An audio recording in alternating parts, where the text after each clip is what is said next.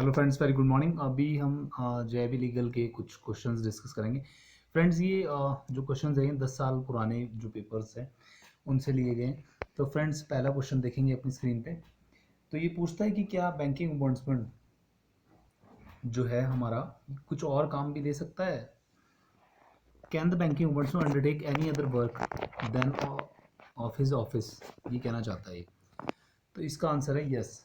If the banking ombudsman को अगर RBI permit करता है तो वो और कोई भी काम कर सकता है। ठीक है।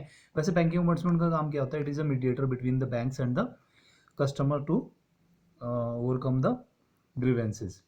तो नेक्स्ट क्वेश्चन देखेंगे friends. Central and restrictions on cooperative banks have to submit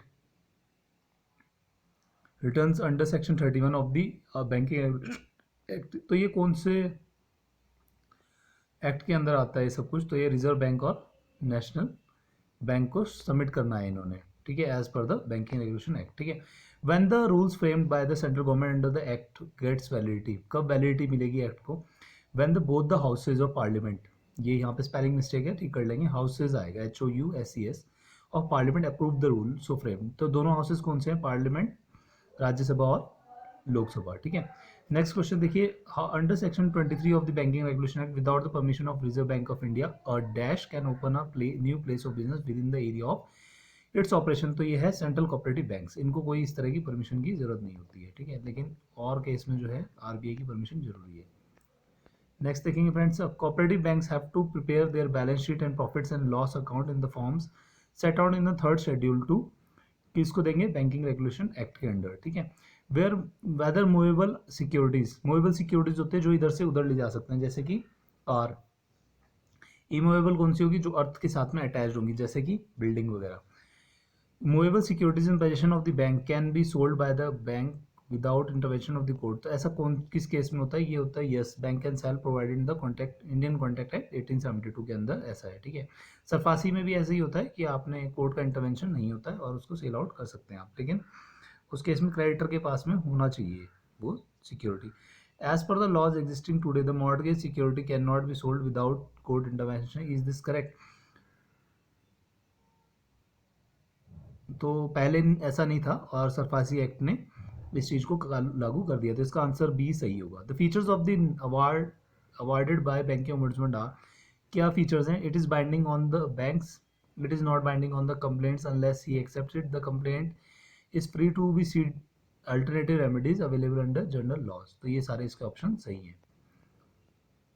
banking ombudsman basically क्या है कि कस्टमर और बैंक के बीच में एक तरह का ब्रिज की तरह से काम करता है और ग्रीवेंसेस सॉर्ट आउट करने के लिए हेल्प करता है। तो most important characteristic of pledge, pledge की क्या कैरेक्टरिस्टिक है? ये है पोजेशन ऑफ गुड्स।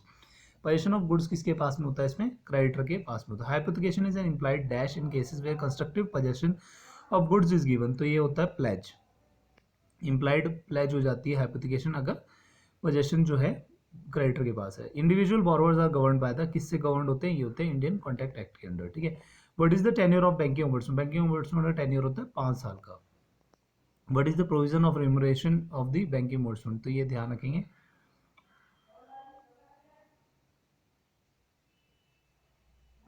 ये क्वेश्चन एक गलत छप गया है यहाँ पे।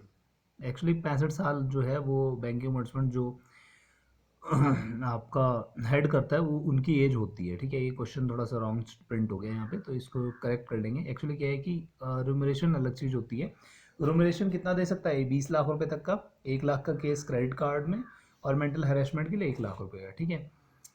तो ये नेक्स्ट डी वाला आंसर इसमें सही है क्वेश्चन। ये ऊपर वाला आप ठीक कर लेंगे। The necessary requirement submitting need not contain all of the above, कि ड्यूली साइंड वगैरह नहीं होनी चाहिए और कोई वकील वगैरह की भी जरूरत नहीं होती इसके अंदर। ठीक है। Documentation is necessary because of it helps in identifying and specifying the borrower, identifying the security, written evidence हो जाता है, रिटन में इसीलिए कंप्लेंट ली जाती है। Under open cash credit the goods are taken as security without transferring. तो ऐसा कुछ नहीं है, दोनों चीज़ कैश क्रेडिट में ट्रांसफर कर दी जाती है। ठीक है। Can the banking ombudsman resolve the dispute between the banks or between the banks and its customer by arbitration reference? Yes, if both the parties agree to for the same। अगर दोनों agree करते हैं तो mediator की तरह से काम करेगा और वो इसको रिजॉल्व कर सकते हैं। Direction of reserve bank issued to the banking companies under section 35A of the banking regulation act are क्या है, binding on both them.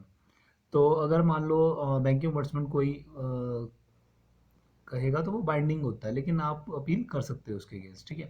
As per the lending policy repayment of term loan is generally given up to 7 years.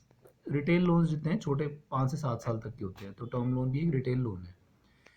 Which of the following statement is correct, तो statement पढ़ेंगे। The qualified investors would be paid out of the relation of financial assets, any dispute between bank, securitization company and qualified institutional investors would be settled through arbitration. The lending company shall sells its loans to the investor through special purpose vehicle। तो ये तीनों ही option सही हैं, तो इसका answer हो जाएगा all of the above. When an action for enforcement of security can be initiated, कब इनिशिएट करेंगे, तो इसमें भी तीनों ऑप्शन सही हैं, तो ये ऑप्शन पढ़ते हैं। When a borrower is under the liability of secured creditor, borrower makes a default in payment of principal and interest, the loan account is classified as NPA. तो इन सभी केसेस में जो है एनफोर्समेंट ऑफ सिक्योरिटी कर सकते हैं। Under what circumstances security can not B enforce, तो किन सर्कमस्टांसेस में नहीं कर सकते हैं कि अगर एग्रीकल्चर लैंड है, अमाउंट ड्यू 1 लाख से कम है, या फिर when the borrower has repaid more than 80%, अगर ऐसा कर दिया है बोरोवर ने तो भी आप नहीं लगा सकते। Security interest means, security interest का क्या मतलब होता है, right and title and interest of any kind upon property created in favour of any secured creditor, this includes mortgage, hypothecation and assignment, ये सारी चीज़ें सिक्योरिटी इंटरेस्ट में आती है।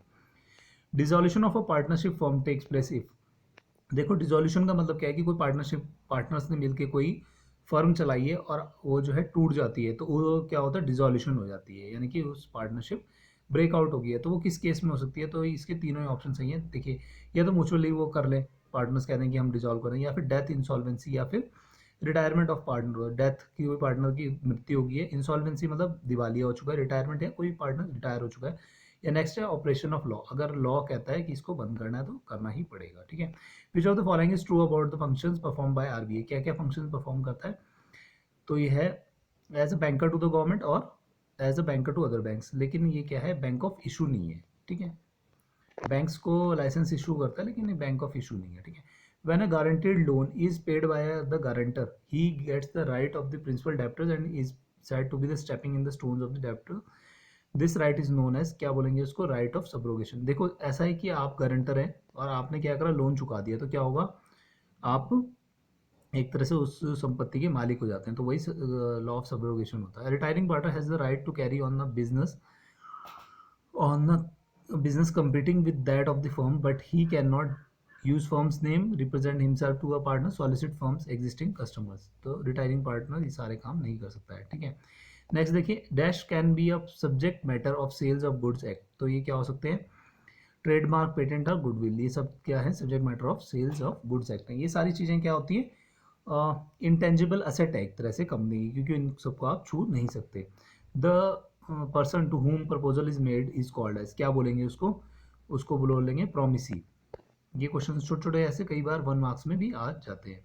अ person passes through legal disability can file suit, make an application out of limitation period, तो limitation period तक का कर सकता है। Garnish order in the name of A and B will attach deposit in the name of, सभी के case में हो जाएगा, A alone, B alone and A B jointly.